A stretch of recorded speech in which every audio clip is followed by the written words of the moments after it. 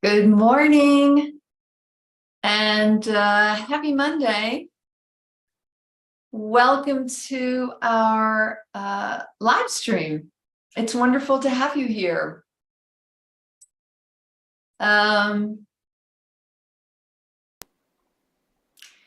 So we just finished an awesome retreat online. Oh my gosh, Mother's Retreat this weekend was just incredible. And I just Yeah, it was amazing. So before we dive into everything today, I wanted to wanted to let you all know that on the 14th of this month, 14th of August, uh, registration for Mother's upcoming retreat in the North Georgia mountains at the incredibly beautiful Elohe Retreat Center is opening up on August the 14th. So if you're interested in that retreat, I encourage you to register early rather than late because my space is limited there. And as always, all of Mother's retreats at Elohe are just incredible. It's such a beautiful place. And apparently, we have reserved the weekend in October that is peak fall foliage there on the mountain. So hopefully, if nature uh, cooperates and co-creates with us, it should be quite stunning up there. So good morning, everybody. It's good to see you all here.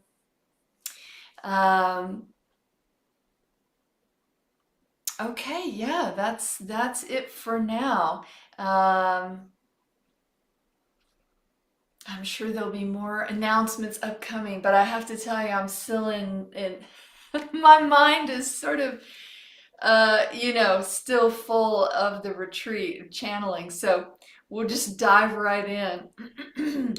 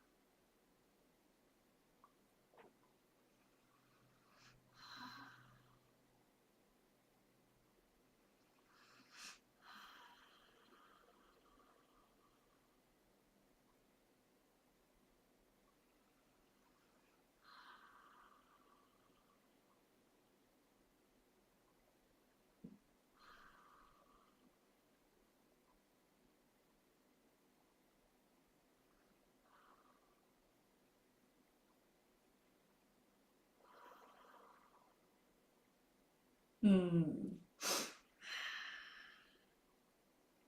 Good morning, beloved ones. It is wonderful to be with all of you today. I thank you for joining me, giving of your time and your effort and your presence, your light, your love, all of it. Thank you. So I want to talk today about your personal and collective transition into the new age, into the age of what you call Aquarius.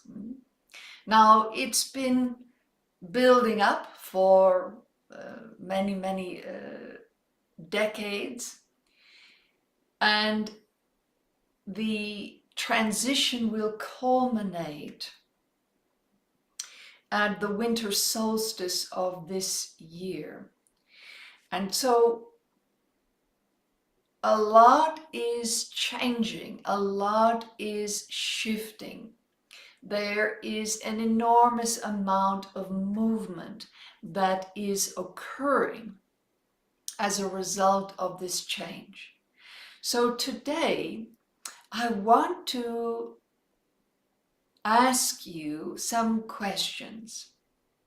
And you have heard me in previous shares and teachings, videos. You have heard me talk about this pyramid structure that is collapsing, that there is certain aspects of the old age that will not resonate with the energy of the new age.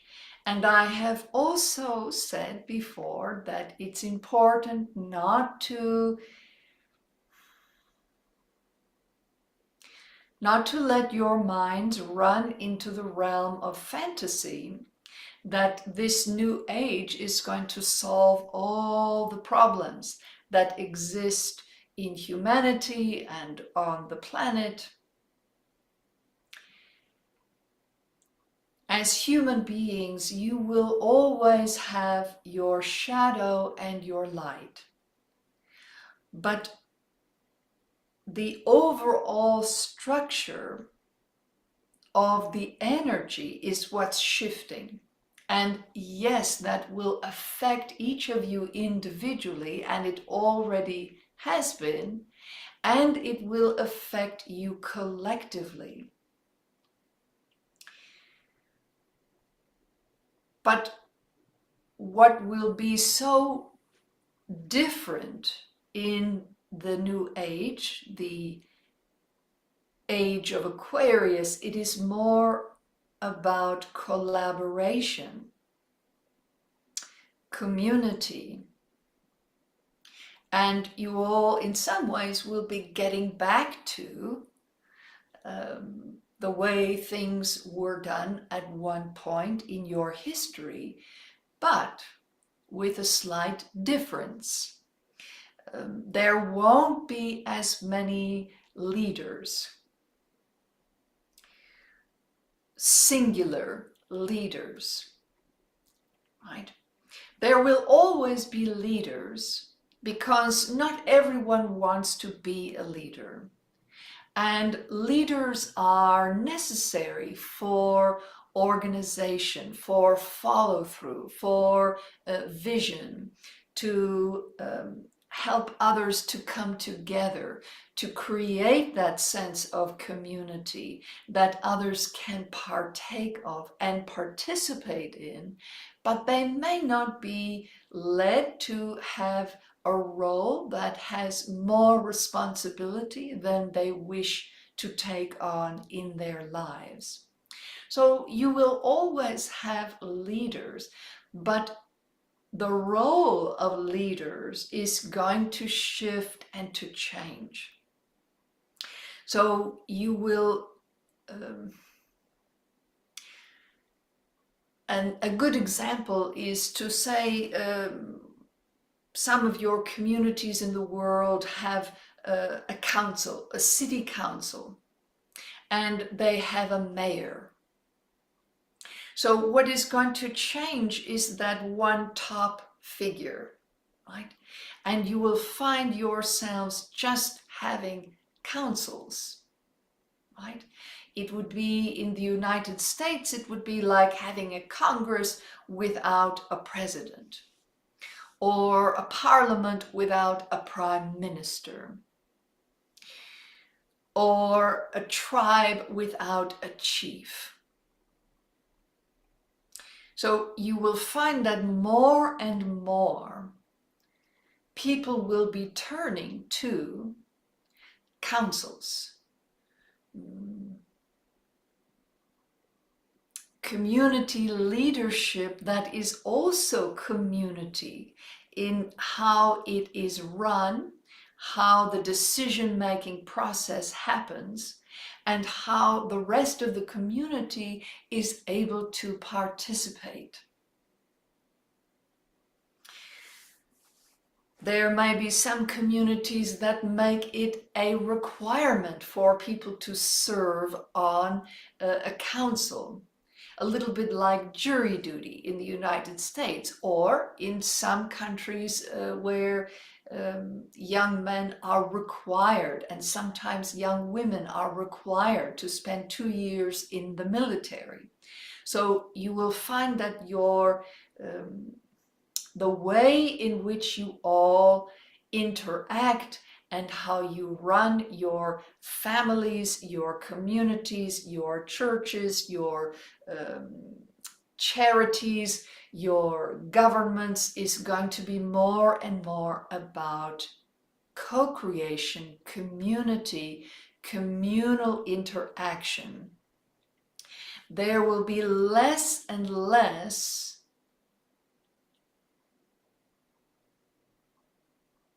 of people being able to just not participate, to put that off.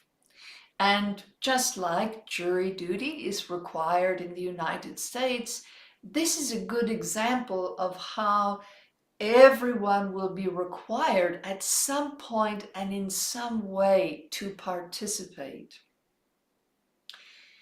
Because part of the problem with the collapse of the pyramid structure is isolation.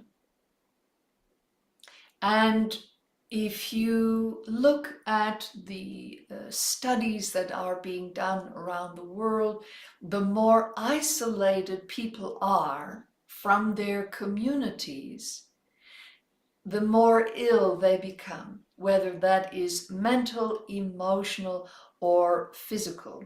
And I'm not talking about people who are born with mental illness or emotional illness or physical illness. I'm talking about illness that develops as a result of too much isolation, right? So in some ways, your global cultures have been designed so that everyone gets to feel as though they're at the top of their pyramid, right? So if you isolate in your home from your community, you can believe that you are the top of your own pyramid. You're in charge of your house or your dwelling space. You are in charge of your property, right? You are the king of your castle. So that is the structure that is deteriorating because it is not sustainable.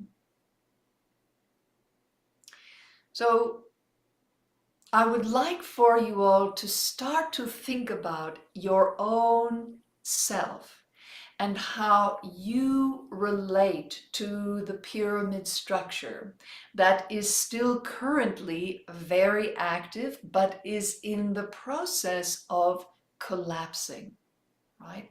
How do you feel about yourself in relation to that?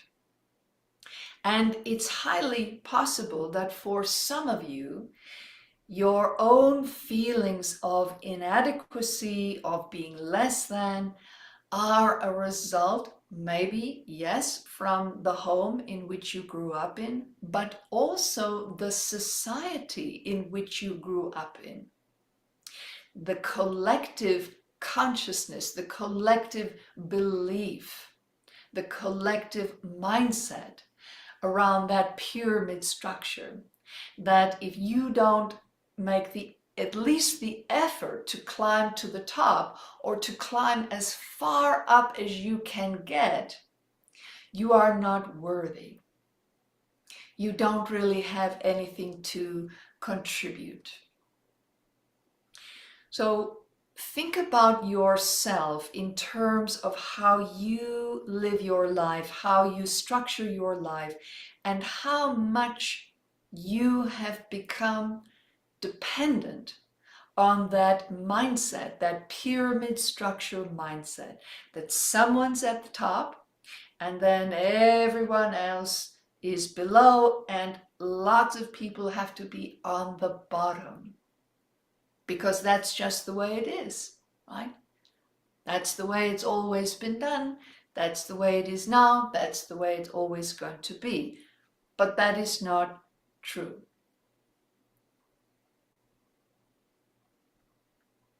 And if you look at some religious groups or spiritual groups, or even just groups of people who want to live communally, right? Who want to have that pyramid structure flattened, and they want to live in a way that people are equal, or that is the hope, that is the ambition of the group. Oftentimes the community at large is distrustful of those communities. They see them as interlopers. They see them as outliers and not to be trusted, that they are going to bring problems to the community. And here's the wonderful part: they often do. And why is that? Because they disrupt the energy of the pyramid structure. So when you put a communal energy inside of a pyramid community, that is absolutely going to disrupt the energy. It's going to disrupt the community, and people feel it. But they may not understand what they are feeling and why they're feeling it. So they often just become defensive, distrustful. So I'm going to ask you to start to consider yourself, the little pyramid maybe that you have created out of your life. How do you perceive your belongings, your property, your things? And again, this is not, don't turn this into a black or white exercise. I am not suggesting even a little bit that you should not feel the way you do about your property, your things. This does not mean that tomorrow you have to go out and share your things, your property with everyone in the community. This is an exercise in enlightenment, because the more you understand your perceived place in the pyramid, the easier it is going to be for you to step out of that structure and be open to something different. And then I ask you to ask yourself some questions about how you relate, how you involve yourself in your community, right? Because the pyramid structure, those at the top say, don't get involved. We have got this. Even if you elected us, even if you went to vote, you did your part, and now you leave it up to us. We are in charge. We're going to take care of everything. You don't look over here. Don't bother checking up on us or interacting with us. And that kind of energy is not conducive to collaboration, to true community. There is no communion. And even when, let's say, city councils are required to have open meetings where people get a few minutes to share their opinion or what they want to see done in the community, that's better than nothing, but it still does not require true participation, right?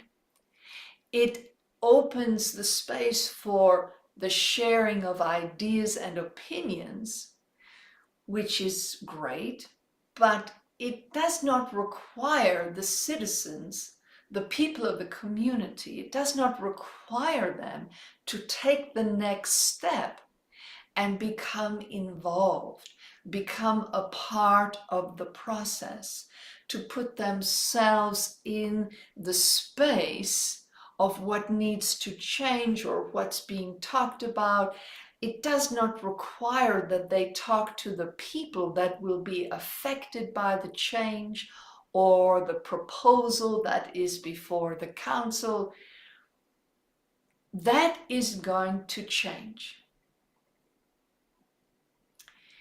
The pyramid structure encourages isolation and apathy.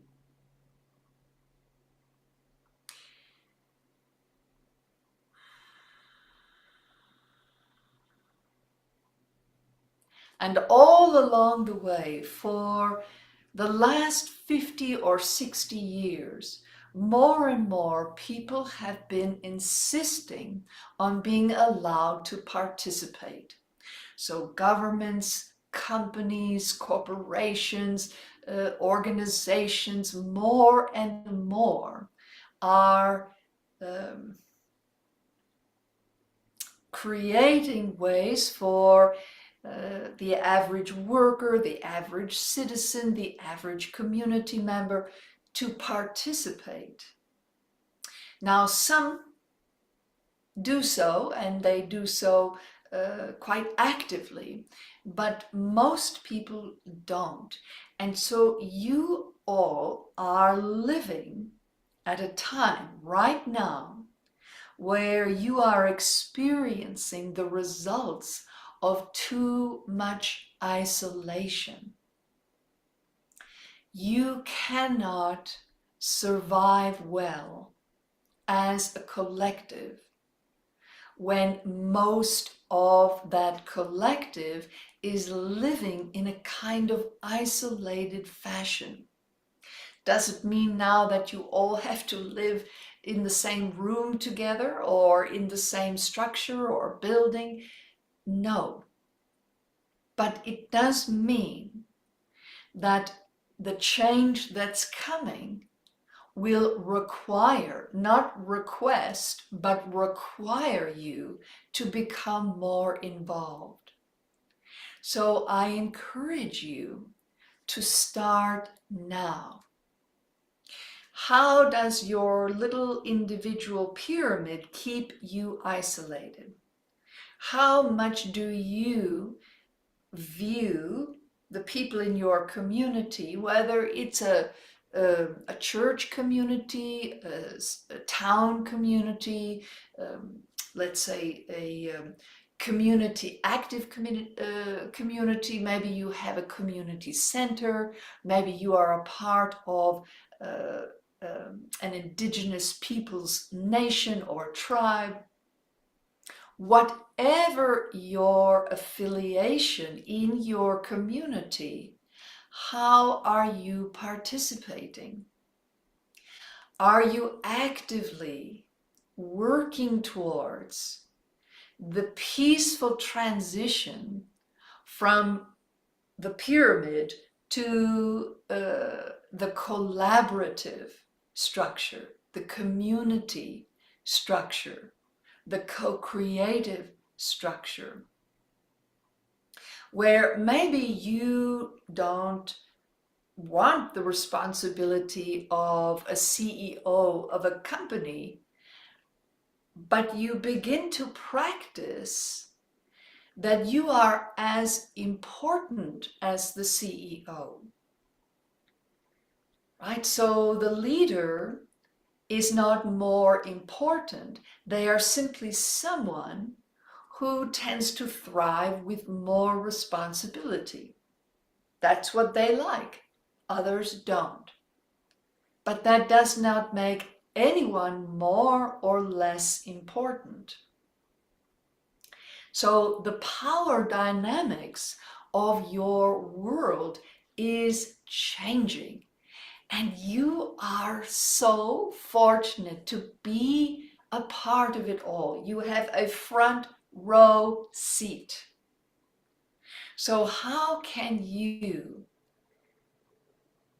change your mindset to view your community in a way that isn't us and them or me and them, but we, right? How are we going to face the challenges that are a part of this community? Right? Not just going to a meeting and sharing your opinion, but asking, how can I get involved? How can I learn? How can I grow? And how can I serve? Because the more you step out in front of this energy that's already changing, right? Whether you want it to or not, it is already changing. So what can you do to thrive in these changes? And you will find that your community, every community, has an enormous variety of communal opportunities. Even if you are the one to start something. Maybe you see a need, a gap in your community, and you think, well, I could fill that with some great people. We could work together. Because what you all have done with the pyramid structure is that you have placed individual personalities, individual ideas, individual judgments, individual beliefs above that of the collective. That's what's going to change. It's not maybe the outer looking structure is going to be the last to change, but it's the internal energy, right? That this person's personality, you call it a cult of personality, right? That this person's personality is in charge, is dictating the beliefs of the collective. So you are seeing a rise in dictatorship in governments around the world. Those that were sort of shadow dictatorships that were dressed up to look like something else, but were really dictatorships. They're now throwing off that trapping and saying, no, we really are a dictatorship. And it is a slow grow of a cult of personality. People cultivate that, following that image very deliberately, until they are literally carried up momentum-wise on the backs of all the people, right to the top of the people, right to the top of the pyramid. So that their personality, their mindsets, their beliefs can dictate the course of all the people that are beneath them in the pyramid.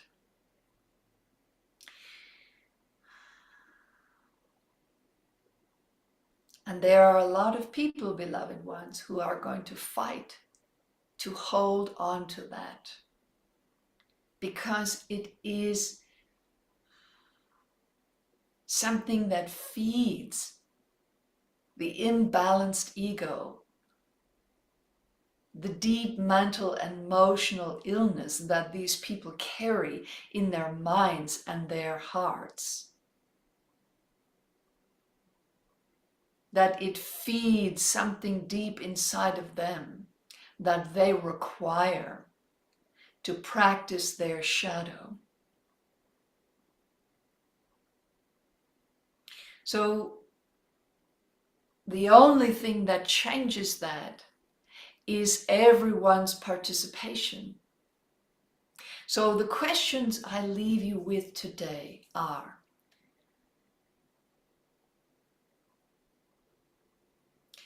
what is your personal pyramid structure? What does it look like, feel like? Do you even have one? Or do you feel you live more communally? You are involved. You do participate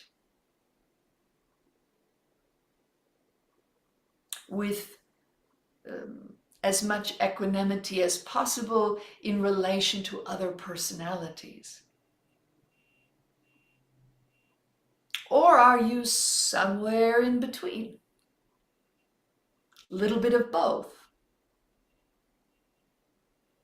And what do you notice about the pyramid structures in your community? Those maybe not start with world structures, but just look at the structures around you. Or do you know anything about the structures around you? And could you possibly spend a little bit of time learning about them? Choose one. Maybe you have a local food bank, something that speaks to your heart, or a community center that desperately needs help, volunteers. Right? So start small, step in, and become involved. Become a part of the community in a more active way before you are required to do so. Right? Everyone grumbles about jury duty. Oh, I hate that. Don't want to do it. But at the same time, it is one of those aspects of communal living that are vital to the way things work in certain countries. It's just an example. So the first thing that's going to change that pyramid structure in the hearts and minds of all of you is to change the way you feel about communal participation. You have to take it from a burden to a privilege, to a gift. That you get to participate in the community rather than you have to participate in the community. So that is what I leave you with today, my beloved ones. And please know that regardless of what you do or don't do, these changes are happening now and they are going to escalate. And once we move into 2024, they are going to escalate exponentially because the need will be very real. The resonance of the energy will shift, and that resonance must be attended to. You are going to have to adjust your personal frequency to that new frequency, right? You have to learn to vibrate together, not in dissonance, but in resonance. So how can you do this in a way that is kind for you, loving for you, that feels exciting, that you are being given a gift? Because people who serve for the joy of serving are transformed. Their burdens are lifted and they experience a sense of peace, fulfillment, and joy.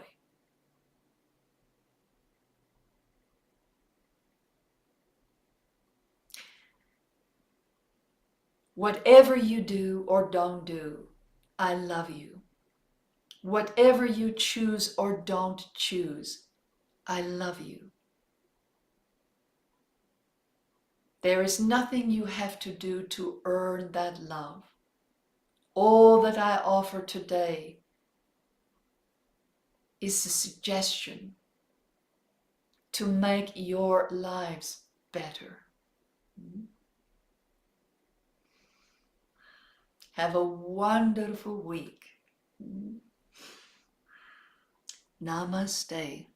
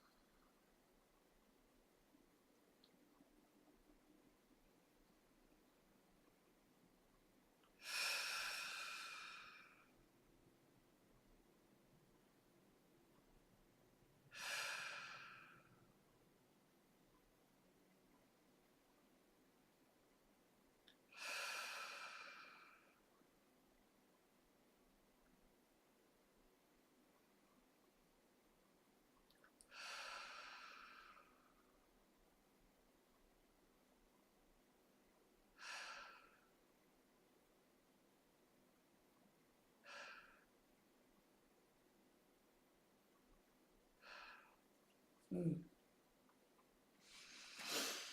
Mm. Yes, yes, and yes. Thank you, warrior girl. Yes, I appreciate your reminding everybody to hit that like button. And yeah, because YouTube sure loves that. I'll tell you what. Um, I agree. I agree. I agree, Amelia. This has been resonating with me, and I find myself getting more and more involved. And it's awesome. It's awesome. Beautiful to see you here, Cher and Angela, warrior girl. Always, always, always great to see you. And Piano Dan. Oh, I love that moniker. That's great. That's great. And Nebula, love you too, my dear. Julieta, beautiful to have you here. Branislav, Angela, Sunflower, Sophie, good to see you, my dear. And Ravenheart, as always. Eugenia, beautiful to have you all here. And I, oh, that's so awesome, Sunflower. I love hearing that. That is wonderful. Yes, that is so beautiful. Let me see. Emilia. Emilia, is that another way of pronouncing the American version of Amelia? I love that. You are so welcome. Hugs to you, warrior girl, and Julieta, you're so welcome. Well, I will be curious. Okay, so here's my thought. Here's my thought. How about, I know that you're commenting here, which I super appreciate. How about in the comment section, once this is a video, go back and comment about how you are exploring community participation. Are you afraid of it? Like, do you think, oh no, I do not want to get involved with other people, and committees and it just seems so boring and awful? Or is there something you're already doing, like suggestions you can make to folks in the community? Maybe if you once had that attitude and then you started being involved more in something in your community and it turned out to be really different for you.